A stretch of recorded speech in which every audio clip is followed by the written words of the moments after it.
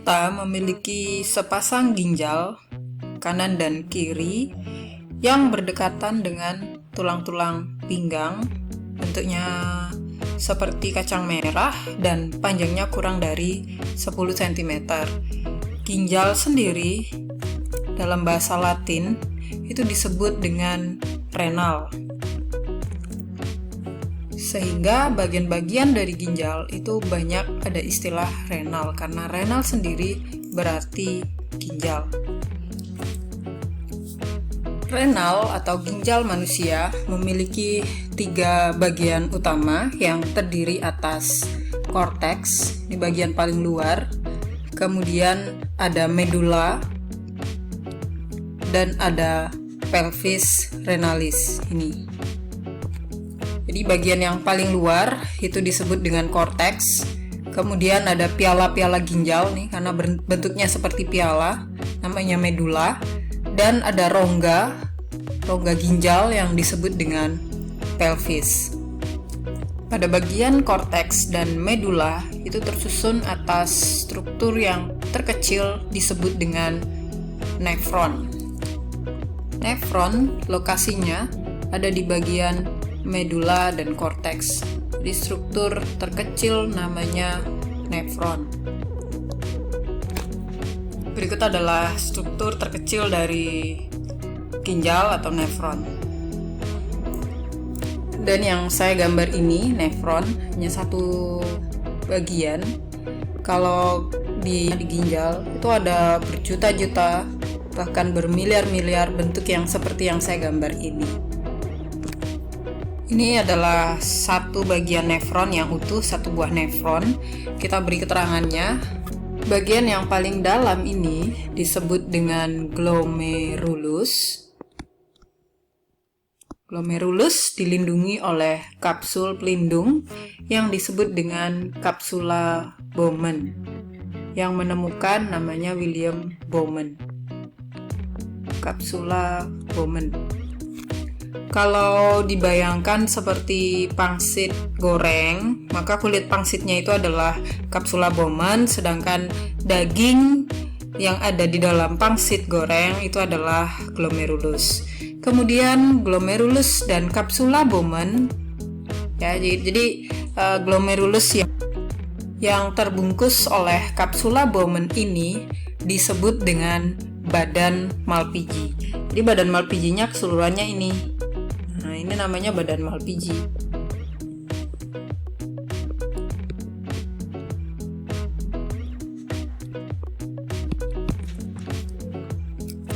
Dari badan Malpighi kemudian akan ada lekukan-lekukan yang pertama ini disebut dengan tubulus. Tubulus itu nama lain dari saluran, dan lekukan atau tubulus yang pertama setelah dari badan Malpighi disebut dengan tubulus contortus proximal. Dari tubulus contortus proximal ada lekukan yang panjang di bagian bawah lalu naik lagi ke atas. Lekukan ini disebut dengan lengkung Henle. Ya, ini adalah lengkung Henle. Kemudian lengkung Henle ini dilanjutkan, ada naikan, lalu ada lekukan-lekukan lagi. Lekukan setelah lengkung Henle disebut dengan tubulus contortus distal. Dari tubulus contortus distal kemudian nanti ada saluran lagi panjang seperti batang pohon yang habis ditebang.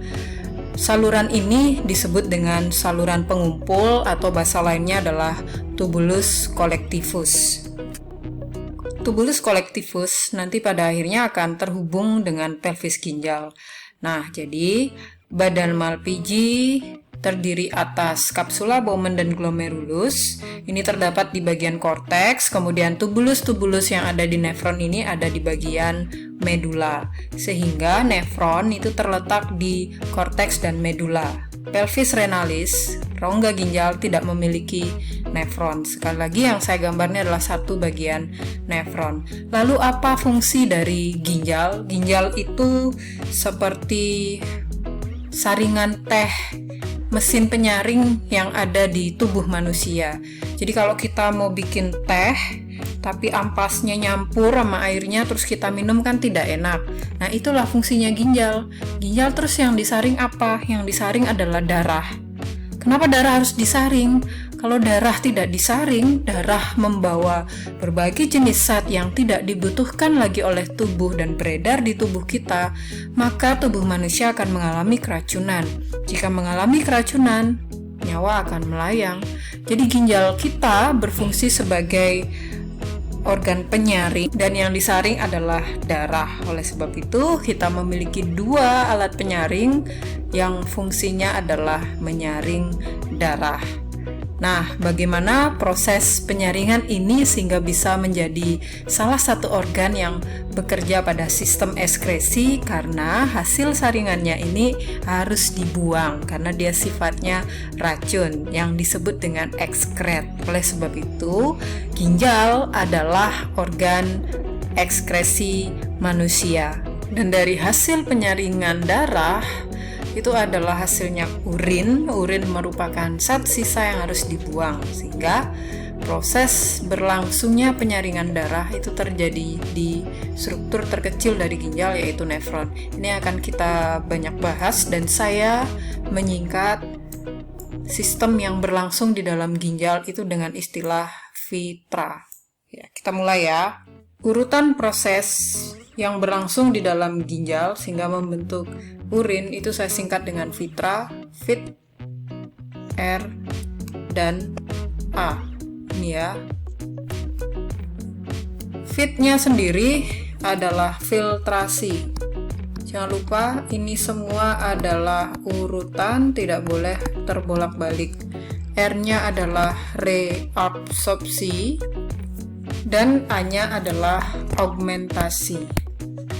Proses ini yang pertama adalah filtrasi, yang kedua adalah reabsorpsi, dan yang ketiga adalah augmentasi. Dari sini nanti akan terbentuk bagaimana darah bisa disaring menjadi urin. Di dalam filtrasi, prosesnya berlangsung pada glomerulus. Sedangkan reabsorpsi itu berlangsung pada tubulus contortus proximal. Dan augmentasi berlangsung pada tubulus contortus distal. Hasil dari filtrasi yang terjadi pada glomerulus itu disebut dengan filtrat glomerulus. Nama lain dari filtrat glomerulus ini adalah urin. Filtrat glomerulus atau urin primer belum bisa kita lihat, ini masih ada di dalam ginjal. Dan di urin primer ini kandungannya ada glukosa, kemudian ada asam amino. Di dalamnya juga terdapat air, lalu ada garam, diantaranya Na, kemudian K, dan garam-garam lainnya. Juga di urin primer ini terdapat kandungan urea. Nah, dari hasil urin primer kandungannya masih dibutuhkan oleh tubuh, antara lain glukosa, asam amino, dan air, sehingga urin primer akan mengalami proses lanjutan yang disebut dengan reabsorpsi. Kalau dicermati, re itu berasal dari artinya adalah pengulang, ulang, kembali, sedangkan absorpsi itu penyerapan. Jadi kalau di bahasa Indonesia kan reabsorpsi ini artinya penyerapan kembali. Misalnya kayak reboisasi, penanaman kembali, remedi, ulangan lagi, ya kan? Jadi kalau reabsorpsi ini adalah bahasa Indonesianya penyerapan kembali, karena di bagian urin primer masih ada zat yang dibutuhkan oleh tubuh. Sedangkan filtrasi sendiri dari bahasa di Indonesia kan menjadi penyaringan. Yang disaring apa? Darah. Dengan kata lain, hasil filtrasi, hasil penyaringan itu 99%-nya itu adalah zat yang masih dibutuhkan oleh tubuh. Karena masih dibutuhkan oleh tubuh, maka kandungan urin primer inilah yang akan dilakukan proses penyerapan kembali pada proses reabsorpsi. Yang perlu diingat adalah pada filtrat glomerulus atau urin primer tidak akan pernah ditemukan adanya protein.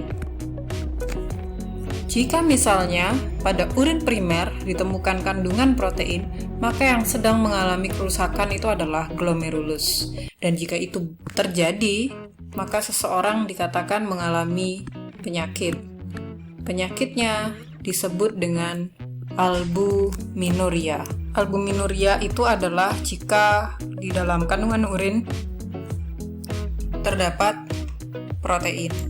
Baik dari glomerulus, kemudian proses akan dilanjutkan menuju ke tubulus contortus proximal. Dari proses penyaringan, maka akan dilanjutkan menuju penyerapan kembali. Di tubulus contortus proximal terjadi proses reabsorpsi. Hasilnya itu disebut dengan filtrat tubulus contortus proximal atau yang disebut dengan urin sekunder. Pada urin sekunder ini, kandungan yang semakin tinggi itu adalah kandungan urea. Ureanya menjadi makin tinggi, sedangkan glukosa, kemudian asam amino dan air sudah dilakukan penyerapan kembali dan diserap kembali oleh tubuh. Lalu ada kandungan nitrogen juga, ada N-nya, ada nitrogen. Nah, pertanyaannya, garamnya kemana? Garamnya diserap lagi atau gimana? Tidak, garamnya itu diserap kembalinya bukan di tubulus contortus proximal, tapi proses penyerapan kembali garam itu berlangsung di dalam lengkung Henle. Jadi proses penyerapan kembali zat-zat lainnya terdapat di contortus proximal. Lalu khusus untuk garam itu terjadinya di lengkung Henle. Akibat peristiwa osmotik, maka nanti air tidak akan diserap di lengkung Henle karena proses osmosi. Jadi dia nanti di lengkung Henle yang diserap adalah garam saja. Kemudian nanti hasilnya baru naik lagi menuju ke tubulus contortus distal. Sehingga penyerapan garam itu berlangsung di lengkung Henle. Saya tulis di sini di bagian lengkung Henle. Nah, di lengkung Henle ini terjadi peristiwa penyerapan garam. Hasil dari lengkung Henle itu juga disebut dengan urin sekunder.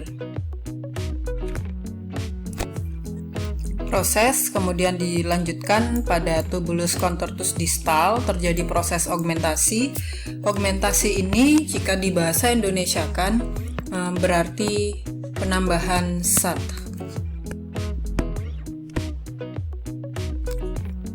Hasilnya disebut dengan filtrat tubulus contortus distal.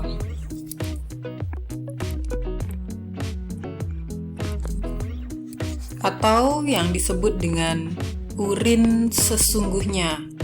Nah, hasil yang terjadi pada tubulus contortus distal nih yang akan dibuang, yang akan dikeluarkan lewat saluran kelamin, yang inilah yang urin yang akan kita lihat pada saat kita buang air kecil. Pada urin sesungguhnya ini, urin sebenarnya ini, kandungan yang terdapat itu adalah 96%-nya itu adalah air. Juga ada garam, kemudian ada urea. Jika misalnya kita meminum obat, maka nanti sisa obatnya itu akan dikeluarkan lewat augmentasi ini. Juga misalkan kita mengkonsumsi makanan yang berlebihan, juga zat-zat yang ada di situ akan dikeluarkan lewat urin sesungguhnya ini. Misalnya pewarna makanan juga akan dikeluarkan dari urin sesungguhnya ini. Dan juga ada penambahan zat-zat lain yang tadi saya bilang, kalau minum obat, kalau makan makanan yang biasanya kandungan zatnya terlalu tinggi, itu akan dikeluarkan juga di urin sesungguhnya. Di zat lainnya ini pun, misalnya kalau kita mengkonsumsi vitamin berlebihan, ya nanti akan dibuang juga lewat di urin. Tidak perlu mengkonsumsi vitamin secara berlebihan. Dan inilah kandungan urin sesungguhnya yang dibuang, sehingga proses penyaringan darah yang berlangsung di nefron telah selesai. Kemudian proses yang terjadi ada 3, yaitu adalah filtrasi, penyaringan, kemudian dilanjutkan reabsorpsi atau penyerapan kembali, lalu penambahan zat yang terjadi di tubulus contortus distal. Inilah keseluruhan dari rangkaian proses penyaringan darah yang terdapat di nefron.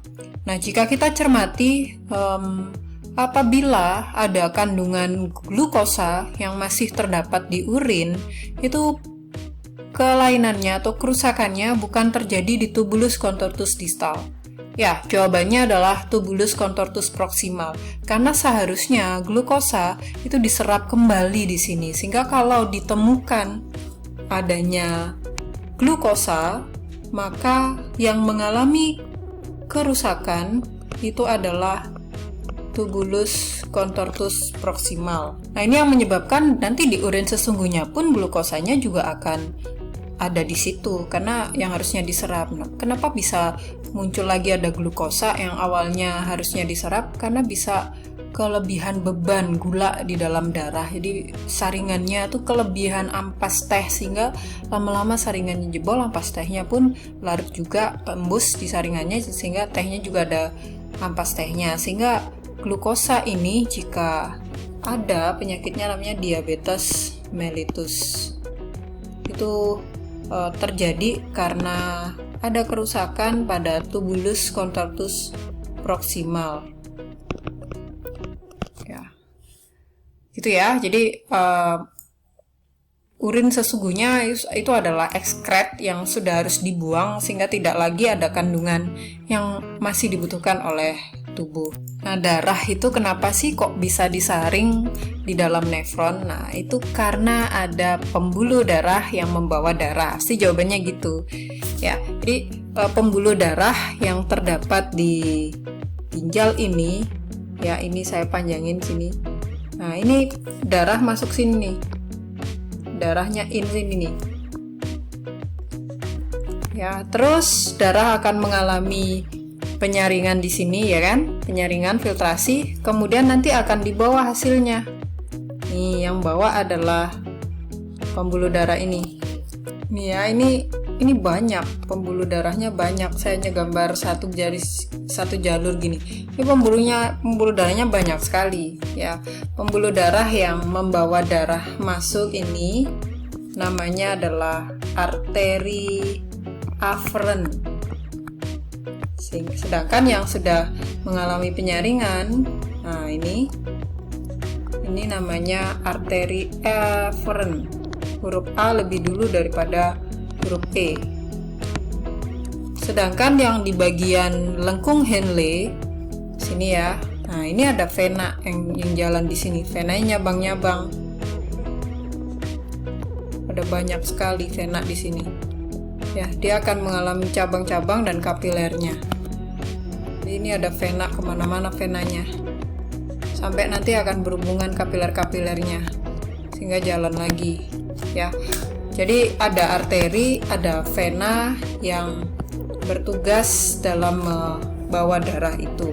Jadi arteri nanti hubungannya dengan di bagian glomerulus, sedangkan vena nanti kaitannya dengan lengkung Henle. Lalu di tubulus collectivus ini kenapa ada seperti batang kayu yang habis dipotong? Nah, ini nanti berhubungan dengan nefron yang lain, sehingga satu nefron dengan nefron yang lain akan terhubung satu dengan yang lain, sehingga proses penyaringan itu bisa berlangsung dengan cepat.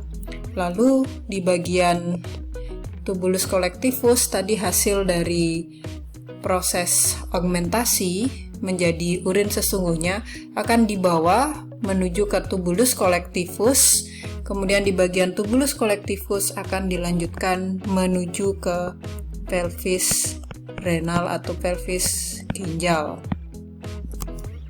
Ya, sebagai gambar perbandingan yang ada di buku, jadi gambar ini. Oke, ya. Ini adalah arterinya, jadi ini arteri afferent, sedangkan ini adalah arteri efferent, kemudian dia yang membawa dan melanjutkan nanti menuju ke tubulus-tubulus, sedangkan ini adalah vena, cabang-cabang kapilernya yang tadi saya gambar. Kemudian dari tubulus collectivus atau tubulus collecta ini akan dilanjutkan menuju ke pelvis ginjal. Jika dibuat kesimpulan dari keseluruhan proses, ya, ini ginjal. Kita punya 2 ginjal. Nah, ginjal ini dihubungkan oleh saluran yang disebut dengan ureter. Jadi tadi prosesnya kan di bagian dalamnya ginjal di nefron, terus dibawa oleh tubulus collectivus, itu masih di nefron, baru nanti dibawa di saluran ginjal sini, rongga ginjal. Dibawa oleh rongga ginjal namanya pelvis, terus diteruskan menuju ke ureter. Dari ureter akan dibawa dan ditampung menuju ke kantung kemih atau vesika urinaria. Jadi ini adalah renal, ginjal. Kemudian ini adalah ureter. Lalu ini adalah kantung kemih atau vesika urinaria. Dan nanti akan dikeluarkan pada saluran kelamin melalui uretra. Kalau bingung membedakan uretra dengan ureter, ureter kan hurufnya huruf mati R. Nah, ini tertutup, jadi dia nggak kebuka. Sedangkan kalau terbuka huruf vokal, maka namanya adalah uretra. Urin yang ditampung di vesika urinaria itu sampai kira-kira 300 cc, maka kalau sudah melebihi 300 cc atau 300 ml ini, maka otak akan memerintahkan untuk urin ini segera dibuang. Kandungan pada urin jika dilihat dari kandungan darah, zat-zat yang terdapat di dalam plasma darah dapat ditunjukkan pada tabel. Persentase air yang terdapat di dalam plasma itu 92% dan di urin terjadi kenaikan 95%. Kenaikannya tinggi sekali, tidak akan pernah ditemukan adanya protein, ya, no protein. Kemudian tidak akan pernah ditemukan glukosa. Jika ada, itu penyakit namanya. Kemudian ada kenaikan sedikit Na, lalu ada Cl, dan kandungan setelah air yang tertinggi dari urin ini adalah urea. Ya, urea tinggi sekali, ada 2. Sedangkan jika kandungan-kandungan lain yang seharusnya tidak ada lalu ditemukan, itu menandakan bahwa terjadi kerusakan pada ginjalnya. Demikian proses yang berlangsung di dalam ginjal, mulai dari penyaringan sampai akhirnya urin itu dibuang. Semoga penjelasan ini dapat membantu dan bisa memudahkan dalam belajar proses pembuatan urin atau proses pembentukan urin dengan istilah FITRA, filtrasi, reabsorpsi, augmentasi. Terima kasih, enjoy.